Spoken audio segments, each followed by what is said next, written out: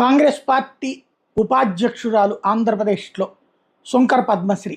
ఆమెకి Vijayawada east seat మొన్ననే అనుకున్నాం. వాస్తవంగా ఆవిడ గన్నవరం ఆశించేది వరకు, అలా కాకుండా విజయవాడ ఈస్ట్ సీటు ఆవిడకి కేటాయించారు. అయితే ఇప్పుడు తాజాగా ఆమె ఒక స్టేట్మెంట్ ఇచ్చారు.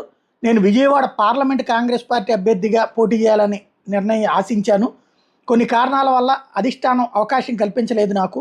నన్ను సంప్రదించకుండానే విజయవాడ తూర్పు కాంగ్రెస్ పార్టీ ఎమ్మెల్యే అభ్యర్థినిగా ప్రకటించేశారు.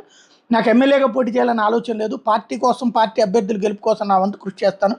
నేను తీసుకున్న నిర్ణయానికి అధిష్టానం సహృదయంతో సహకరిస్తుందని భావిస్తున్నాను. వాస్తవంగా షర్మిల ఈ మధ్యనే వచ్చారు. ఈవిడ చాలా రోజుల నుంచి ఉంది. అమరావతి ఉద్యమం కానీ ఇవన్నీ ఓ రకంగా తెలుగుదేశంతో సన్నిహితంగా మెలుగుతూ వచ్చింది. ఆ మధ్యన సీటు కూడా ఆశించారు. గన్నవరం అసలు తెలుగుదేశం పార్టీ సీటు ఆశించారు, అయితే అవ్వలేదు. కాంగ్రెస్ పార్టీకి సంబంధించినటువంటి కీలక నాయకులందరితో, అటు డీకే శివకుమార్ దగ్గర నుంచి అందరి నేతలతో కూడా రెగ్యులర్ కాంటాక్ట్లో ఉంటుంది.